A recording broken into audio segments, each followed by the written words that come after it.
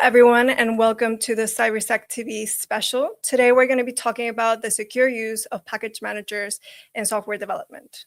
This ENISA technical advisory explains the main risk linked to third-party packages, offers practical guidance on how to select, integrate, and monitor dependencies, and outlines how developers can address vulnerabilities found in the components they rely on. Today, we're joined by Razvan Gavrila and Yonas Leguesse. Welcome and thank you for joining us. Hi, thank you for inviting us. Thank you for having us. Yonas is a cybersecurity expert with experience across government institutions, the private sector, and academia. His work spans product security, mobile security, malware analysis, and risk management. He has held roles in the European institutions and industry, contributing to cybersecurity operations, policy, and technical research. He currently works with ENISA's Market Technology and Product Security Unit, focusing on product security and emerging technologies. He also holds a PhD in computer science with research focusing on mobile security. Razvan, on the other hand, is a seasoned cybersecurity professional with over 15 years of experience across national and EU institutions. In his current role, he oversees ENISA's work on the implementation of the EU Cyber Resilience Act and leads initiatives in product and security engineering, including the cybersecurity of AI systems. Prior to his appointment as head of sector for market technology and product security in January of 2025, he served as ENISA's lead cyber threat intelligence analyst. He also holds several industry-recognized certifications and a Master of Science in Computer and Information Security. So first, I want to situate ourselves in the threat landscape. So we know that package managers give the industry more efficiency and collaboration, but they also weave this interconnected dependency graph that is almost impossible for a person to fully comprehend. And that creates a real vulnerability. A developer basically needs to be able to understand exactly how components from the packages fail. And the report in this regard outlines several distinct threats. Yonan, can you please break that down for us? Which supply chain attack vectors do you currently see as the most exploited in real-world incidents? Typo squatting, dependency confusion, or compromised legitimate packages? We haven't done an exact analysis on the numbers, but I would argue that the most concerning, especially in terms of the blast radius, is the compromise of legitimate packages. We've seen many significant campaigns in the recent months, and these attacks have resulted in significantly large blast radiuses, mostly because the compromised packages were trusted in the first place and they were used by many other packages and many developers. The recent examples I can think of are like the Shai-Hulud campaign, which is currently ongoing, which is impacting many packages. There's the Team PCP compromise, where they compromised the Light LLM PyPy package and some other packages as well. There was an attack on a popular tool, specifically Axios recently, which again had a very big blast radius. Typo squatting and dependency confusion are still important, but I would argue that the compromise of legitimate packages is very much a growing concern and one that we're seeing being exploited more and more every day. Interesting. But I want to zoom in on a deception tactic that bypasses a company's internal security entirely, which you just mentioned, the dependency confusion. What concrete controls can prevent dependency confusion attacks in environments using two different registries at the same time, both public and private? So dependency confusion happens when a package manager is given a choice between an internal private package or a public package with the same name, and it ends up resolving the public one instead of the private one. So an attacker can create a scenario where they publish a package to a registry using the name of a victim's internal package, and usually with a higher version number to ensure that this is the one that gets resolved. So I think here the key is to remove ambiguity. So package managers should know which registry a package is allowed to come from. So for example, if an internal package cannot be found in the internal or private registry, then the build should fail, not automatically search the public internet, the public package. So that would prevent dependency confusion. If I had to summarize the points, I would say to use scoped package names and namespaces, use private registries or repository managers as the single source of truth, You can disable fallback, so from private to public, unless it's explicitly approved. You can also enforce registry allow lists in the CI/CD. Also, I recently read of a case where they reserved the internal package names on a public registry. I'm not too sure about the utility of this, but yeah, it's quite a creative way to do that as well. Yeah. Thank you. That's interesting. I took it from your report and also from the examples that you just said, Jonas, for the threat attack vectors, that the blast radius of these types of supply chain attacks can be quite important. Actually, the report cites a recent vulnerability in the wild in the popular React framework, which received a 10-point severity score. So I want you to tell us, Razvan, how often do organizations actually underestimate the risk introduced by transitive dependencies they don't explicitly choose? Thank you. I think it's rather challenging to have very strong or factual numbers around that, but I would say that it's very likely that the risk is, on average, underestimated, and this happens rather often. This assessment comes from the fact that many organizations do not just underestimate the risk, but they also lack visibility of the dependencies altogether. If you do not even know what component is part of your code base, you cannot assess its vulnerabilities, exposure, who is the maintainer or maintainers, their exploitability. So assessing the risk is rather challenging by not having this type of insights. So that's why we feel that here is where SBOMs normally come in. They can play quite an important role. The same goes for log files, dependency analysis, and in general, continuous monitoring needs to be deemed as essential as part of the arsenal that any organization should have. In a nutshell, an organization needs to have proper visibility if it wishes to better understand and assess the risk introduced by transitive dependencies. Without that, it's very unlikely that they will understand what they are faced with. Okay, so you mentioned this lack of visibility. In this context, what security controls should be mandatory before a package is allowed into a production environment? So indeed, I think you captured the essence of my previous answer correctly, in the sense that visibility needs to be the top priority.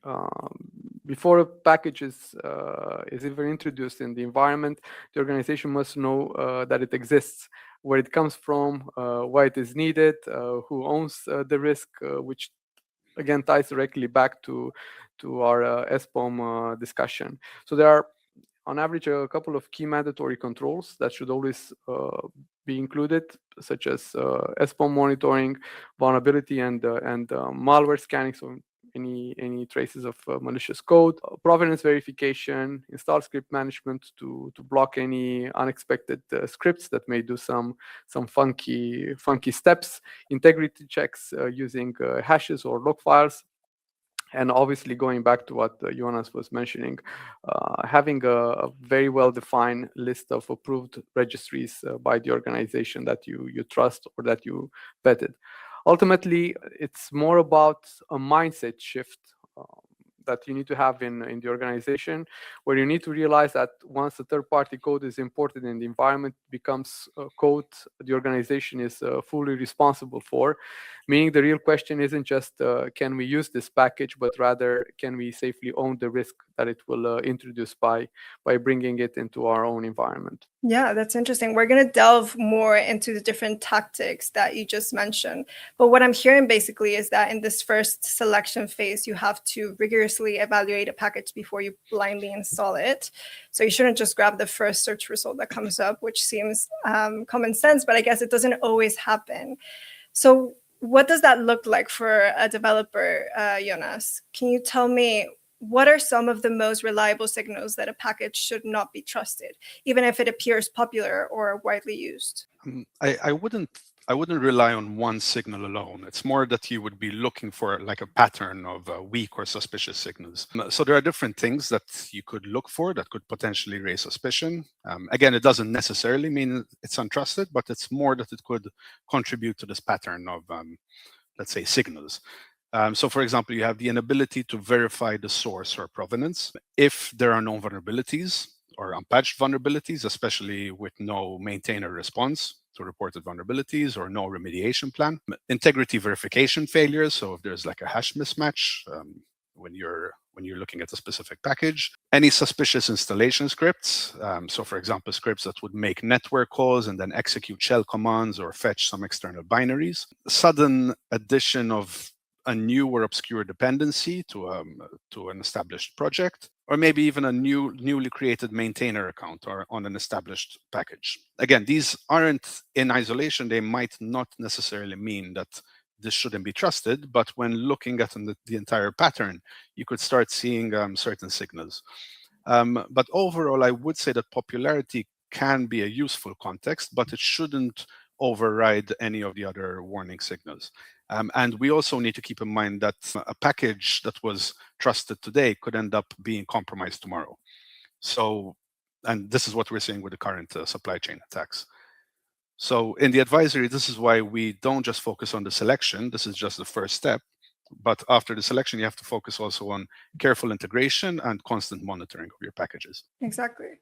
And just circling in on the popularity metric, let's just build on that for a moment. To what extent can metrics like downloads or stars be manipulated by malicious actors, and how should developers discount them in practice?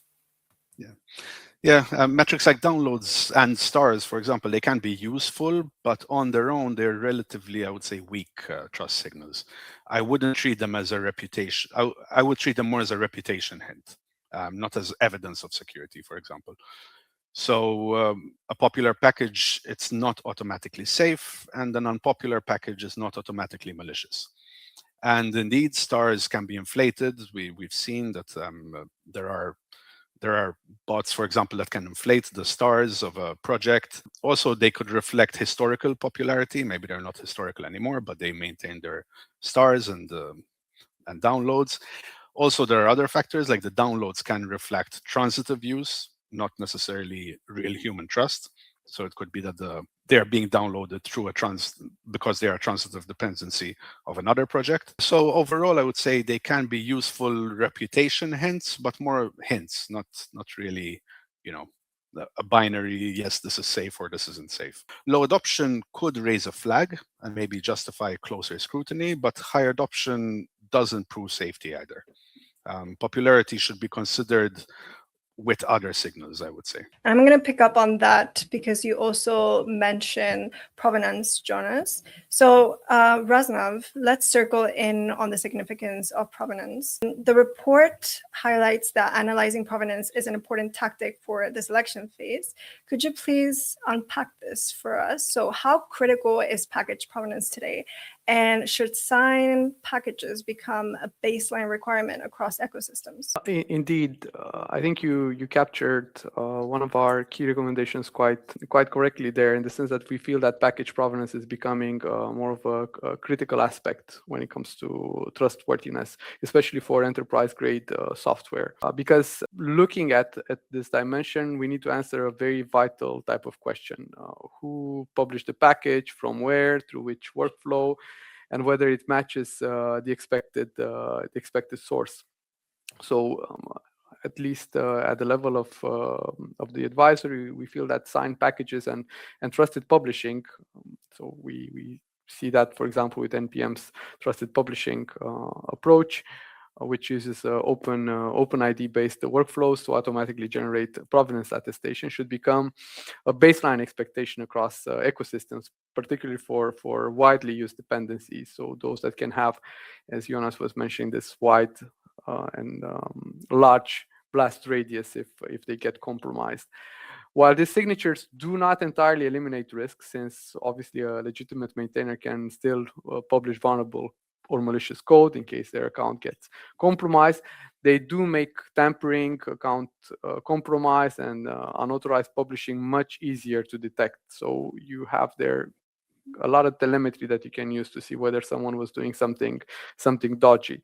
Ultimately, making signed packages a requirement will ensure that organizations can confidently verify where and how a package was built before allowing it into their environment. And this goes back to the risk management question that you asked before. Thank you. Okay, interesting. But what I'm hearing is that basically provenance is not enough. And actually the advisory mentions they need to also create SBOMs. But can you give me a sense of how mature are organizations in generating and actually using SBOMs to manage dependency risks? Is this a thing at all? So without preempting something that's upcoming, we will have a survey that the result of a survey that we've ran the last couple of months on the state of the art of SBOM adoption. I expect that this is going to be published on our website within the next couple of days.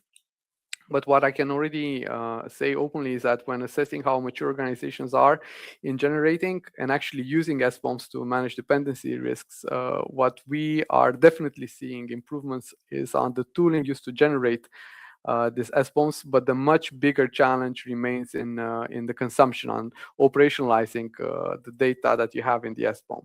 So true maturity isn't just about creating a static document. Actually, it's quite easy. You have, as I mentioned, quite a lot of tooling available to do that.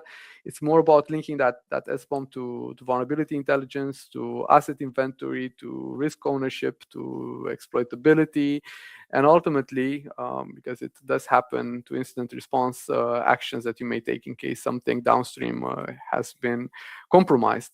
So the hardest part is not really producing the SBOM, but keeping it accurate and using it in a continuously type of fashion to understand exactly which components are present, which vulnerability affects them, and what exactly needs remediation at one moment in time. Now, obviously, we are quite happy because the EU Cyber Resilience Act has introduced a couple of strong requirements in this aspect, and there's an expectation that with the EU Cyber Resilience Act we will see more operational use of SBOM beyond just its creation. But to sum things up, I would really keep an eye on our website and check out the results of the survey that we've ran the last couple of months. Thank you.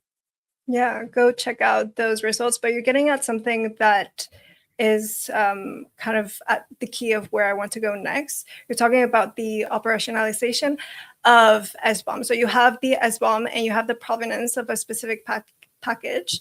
But there's also real danger the second you invite a package into your system, which is something that you've mentioned before, right? Integration. This is the integration phase. Yonas, what do you see as the biggest failure point in CI/CD pipelines when it comes to dependency security? I think one of the biggest failure points, and it's quite broad what I'm going to say, is like just blind dependency installation inside a trusted CI/CD environment.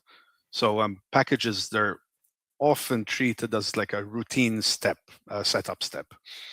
In reality, it can introduce and execute untrusted code, and that's one thing developers need to keep in mind. So if I had to list a few, let's say like failure points, let's say the blind dependency installation without any form of due diligence, like some of the ones we mentioned in the selection recommendations in the document, not keeping track of which dependencies are introduced. So as Razvan mentioned, through, for example, SBOMs or some form of dependency inventory, not scanning or reviewing the resolved dependencies before integration, not following up with continuous scans or reviews after the integration, because changes can occur, not verifying the integrity through your log files, your hashes, signatures, or provenance, as we mentioned earlier. Also allowing installation scripts to run automatically without any form of inspection. That's quite a big blind failure point, I would say. So yeah, blindly running installation steps and pipelines, especially pipelines that have access to secrets, your tokens, cloud credentials, deployment keys, repository access, etc. Yeah, and in these situations, a malicious dependency can become more than just a vulnerable library. It can even result in credential theft or build compromise or lateral movement, for example. So let me build on that question, Yonas. What are the most common insecure behaviors during package installation, particularly around install scripts? The most common insecure behavior, I would say, is treating package installations as a passive activity. In reality, install scripts can turn dependency installation into arbitrary code execution. The recent incidents made this very, very clear. Like we mentioned earlier, the Axios incident, where malicious Axios release introduced a Trojanized dependency. I believe it was plain crypto.js. And the dependency used a post-install hook to download and execute malware on the victim. So if I had to summarize, some of the common insecure behaviors would be running installation scripts by default without any form of inspection, allowing packages to fetch binaries or scripts from external URLs, again, without some form of verification, running installs with more privilege than needed. So for example, running as a root inside an overly permissive environment, blindly running installation in environments that expose secrets, tokens, cloud credentials, SSH keys, etc., and not distinguishing between packages that genuinely need install scripts and packages where install scripts are, let's say, unexpected or maybe due because of an unwanted update.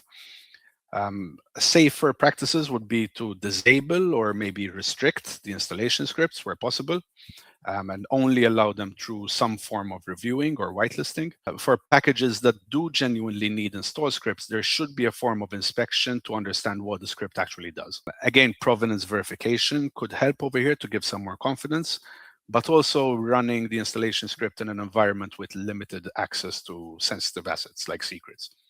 But to summarize it, my main message would be that install scripts should be treated as untrusted executable code by default, and not simply as metadata or configuration. I see. So I take it that these safer practices basically reduce your immediate attack surface. It's a quick win. But what happens when a newly discovered vulnerability hits the news? The expectation under the Cyber Resilience Act is continuous monitoring, right? So taking that SBOM and feeding it into automated vulnerability scanners that we've talked a bit about before. But Razvan, can you talk a bit about how effective current dependency scanning tools are in deleting real exploitation risk versus just flagging theoretical vulnerabilities? Thank you. That's a very insightful question, and one that we often talk about here at the agency. But what we need to have in mind when we are reflecting or assessing such tools is to acknowledge that they have both some traditional strengths and also some, let's call them historical blind spots. Current tools are really, really good at identifying known CVs, outdated packages, licenses issues, but they have traditionally struggled to determine real-world exploitability, such as whether a particular piece of vulnerable code is actually reachable, actively exploited, or running in a sensitive context. That said, the tooling landscape is rapidly improving and changing, and obviously I don't need to pinpoint on or to reference all the AI media attention that we have seen recently in terms of vulnerability management. What I want to underline is that we are seeing a very, very strong shift towards reachability analysis, exploit intelligence, and what we can call dependency behavior monitoring. For instance, newer tools can go beyond just traditional CV scanning by analyzing some package behavior to detect typo squatting or all the install script abuse that Yonas was mentioning, or detect some suspicious capabilities early in the workflow, such as during the pull request. The practical value of this approach has been proven during some recent high-profile supply chain incidents with the research teams from companies operating in this space ended up playing quite an active role in analyzing pretty sophisticated campaigns, such as the Axios compromise that we kept on referencing the last couple of questions. So I would say that ultimately the evaluation and also the evolution that we are seeing in this space marks a rather important transition from simple generating lists of, as you call them, theoretical vulnerabilities to something that will actively reduce the alert fatigue. So all those false positives that sometimes engineers need to deal with from that come from security tools. So scanning should no longer be treated as a simple pass-fail type of gate. We need to make sure that this scanning and this type of tooling will end up supporting two risk-based prioritization. And that can only come if you have a combination of various metrics, so your CVSS, your exploitability scoring, active exploit evidence, reachability, asset criticality.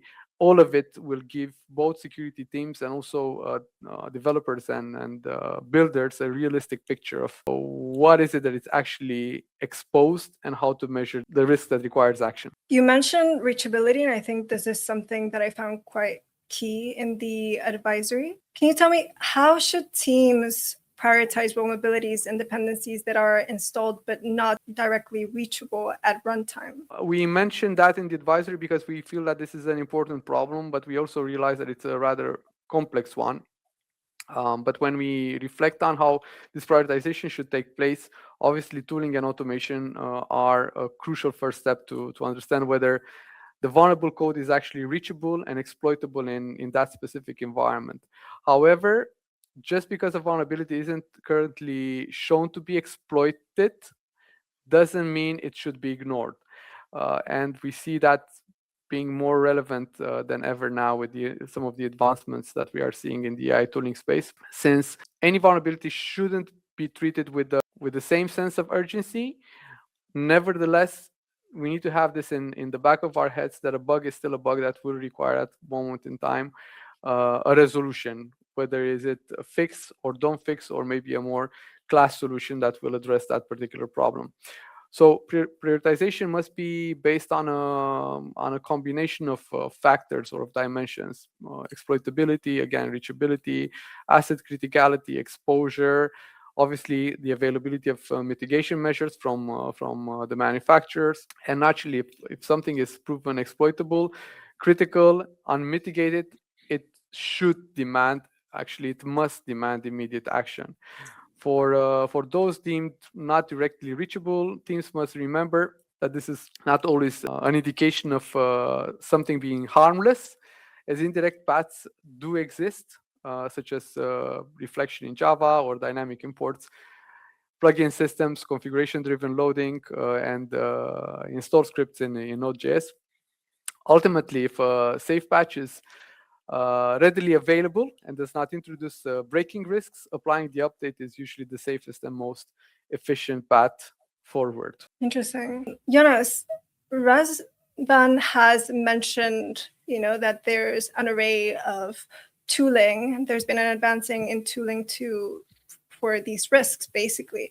But when a vulnerability is discovered in a widely used dependency, what typically causes the delay between disclosure and remediation if there's been these advancements in the tooling? There could be different causes, for example, related to ownership. The teams might not know who's responsible for a dependency, especially if it's a transitive dependency.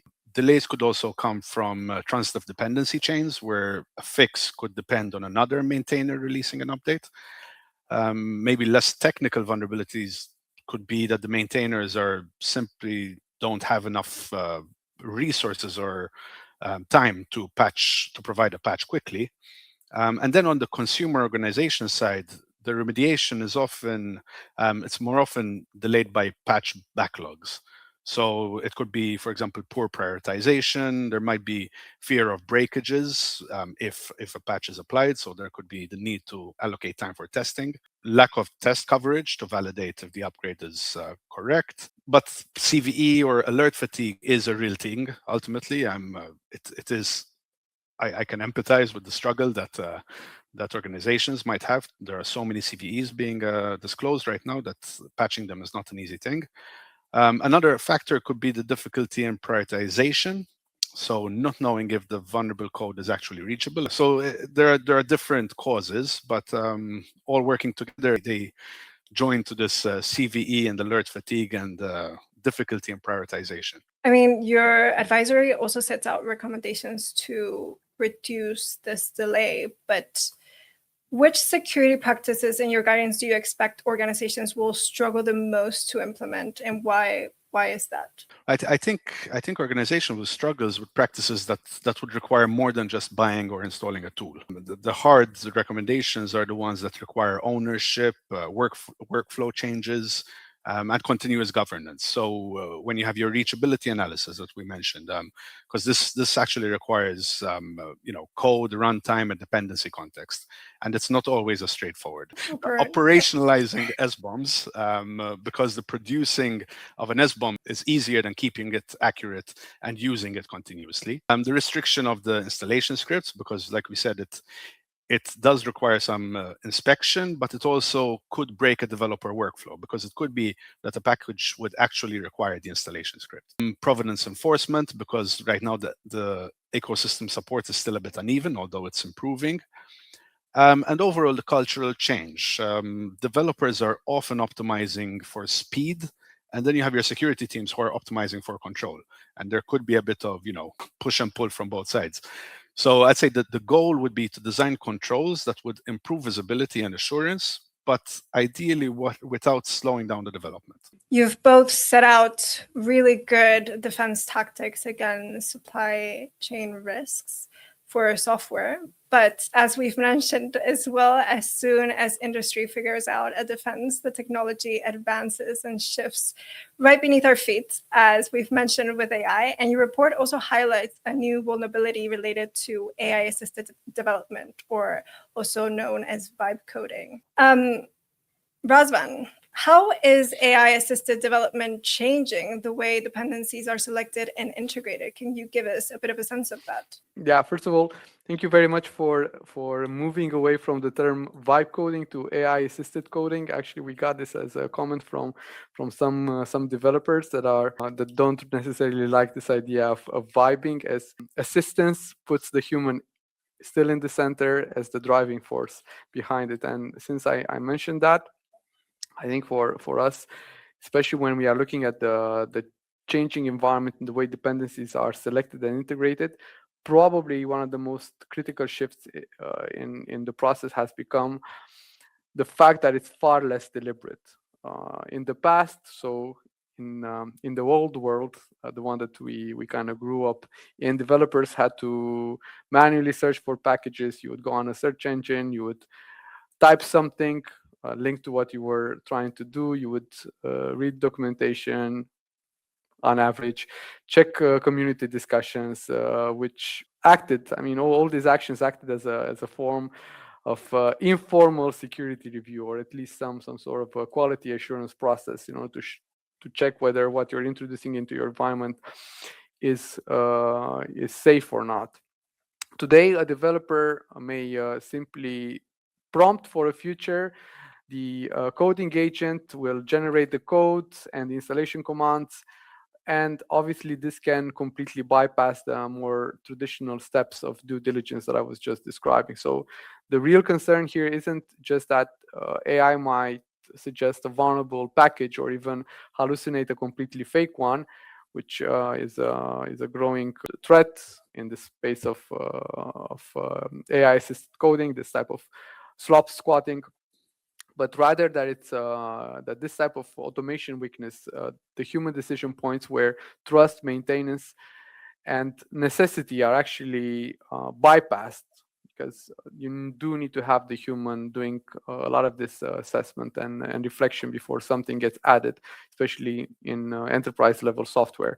So developers are increasingly accepting the suggestions being offered to them by coding agents, sometimes lacking context, sometimes pulling in unnecessary or very risky dependencies for what can be deemed rather simple tasks. So to mitigate this, an organization must maintain a balance of human oversight and a strong, while keeping a strong embrace of automation. So you do need to cover your fundamentals. You need to have approved package list, well-established repositories, have the type of telemetry and heuristics like the one that we were discussing about a few minutes ago in terms of package signatures and so on. So basically what you're saying is that AI-assisted development worsens that visibility problem that we were talking about before. But I want to pick up on something that you mentioned in passing, the threat of slopsquatting. Can you tell me in your view, how credible is this emerging threat really? Okay, first of all, maybe a quick point. On average, it may be possible, so I would place it more in the possible, probable space, that AI-assisted coding will help build better products, more secure products. You'll have less anti-patterns, you'll have more best practices being implemented by design. So I want to make this perfectly clear, at least from our perspective, we do see a lot of opportunities with AI-aided coding. Now, when it comes to the threat side, like the slopsquatting that you mentioned, maybe just for your listeners to know, this is when an attacker exploits a hallucinated package name generated by large language models. This is a highly credible threat, and it's backed by some hard evidence. Actually, we recently saw a paper on this that I think it's called "We Have a Package for You," that looked at over, I think it was close to 600,000 code sample across 2 programming language to track this specific issue, and the researchers found, on average, the rate of hallucinated packages was about 5% for commercial models and 21% for open source models.